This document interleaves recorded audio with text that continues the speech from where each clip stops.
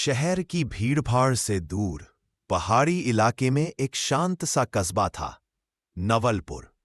वहीं था एक पुराना गेस्ट हाउस, हेरिटेज विला। ये गेस्ट हाउस कभी अंग्रेजों का बंगला हुआ करता था। अब ये एक बुजुर्ग महिला, सरला आंटी, चलाती थीं। गेस्ट हाउस की एक बात अजीब थी। उसमें 7 कमरे थे, लेकिन किसी भी मेहमान को 8वां कमरा, जो छत पर था, कभी नहीं दिया जाता था। लोग पूछते तो सरला आंटी मुस्कुरा देती, वो कमरा बहुत पुराना है, बंद ही रहने दो बेटा। विक्रम, एक युवा लेखक, अपनी नई किताब का प्लॉट लिखने के लिए शांत जगह की तलाश में था। नवलपुर के बारे में सुना तो सीधा आ गया। हेरिटेज विला की खूबसूरती और शांति उसे भा गई। सरला आंटी ने उसे कमरा नंबर 3 दिया। शाम को चाय पीते हुए विक्रम ने छत पर जाते सीढ़ी देखी और पूछ लिया, आंटी, ऊपर का कमरा क्यों बंद है? सरला आंटी ने थोड़ी देर चुप रहकर जवाब दिया, वहां पहले एक अंग्रेज लेडी रहा करती थी, मिस डोरथी। पर एक रात, खैर वो पुरानी बातें हैं। विक्रम को थोड़ी उत्सुकता हुई।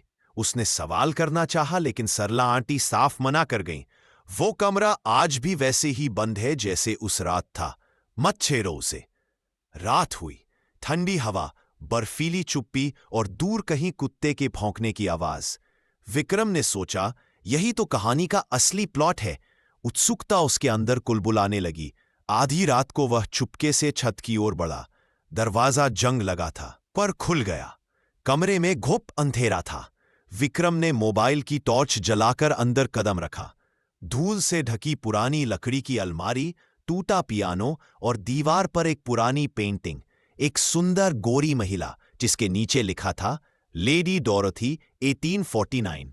विक्रम ने कैमरे से फोटो खींची और तभी पियानो की एक कुंजी अपने आप दब गई। टन! विक्रम चौंक गया। उसने मुड़कर देखा, कोई नहीं।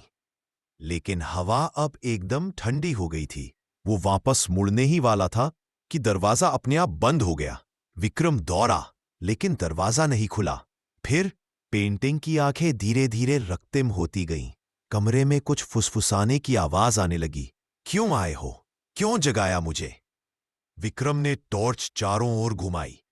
अब कमरे में एक परछाई थी, एक महिला की, जो हवा में तैर रही थी। सफेद गाउन, खुले बाल और लाल लाल आंखें। विक्रम घबराया। मैं बस देखना चाहता था कि तुम भी मुझे छोड़कर चले जाओगे। परछाई थी आवाज में गुस्सा और दर्द था। नहीं, मैं एक लेखक हूं, बस जानना चाहता था कि यहां क्या हुआ था। परछाई पास आई और विक्रम की आंखों में देखती रही। तो सुनो मेरी कहानी। 1894 ये गेस्ट हाउस अंग्रेजों का रेस्ट हाउस हुआ करता था। लेडी डोरथी यहां अपने पति के साथ आई थीं, लेकिन पति एक अफसर था और युद्ध में मारा गया। अकेलेपन में डोरथी ने खुद को कमरे में बंद कर लिया। धीरे धीरे वो मानसिक रूप से बीमार हो गई। कहते हैं कि एक रात उसने खुद को उसी कमरे में फांसी लगा ली। लेकिन मरने से पहले उसने दीवार पर खून से लिखा था, अगर कोई मेरा अकेलापन समझेगा तो मैं लौट आऊंगी। उसके बाद से कोई भी जो उस कमरे में रात बिताता, वो या तो पागल हो जाता या फिर गायब। विक्रम की सांसें तेज हो गईं। अब जब तुम मेरी कहानी सुन चुके हो, क्या तुम भी मुझे छोड़ दोगे? परछाई ने पूछा। विक्रम बोला, मैं तुम्हारी कहानी सबको सुनाऊंगा, तुम्हें भुलाया नहीं जाएगा। कुछ पल शांति रही। फिर एक धीमा मुस्कुराहट सा एहसास कमरे में गूंजा और दरवाजा खुल गया। अगली सुबह सरला आंटी चाय बना रही थीं, तभी विक्रम सीढ़ियों से नीचे उतरा। आंटी चौंकी। तू बच गया?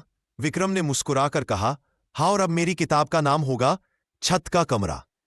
6 महीने बाद विक्रम की किताब बेस्ट सेलर बनी, the room on the terrace.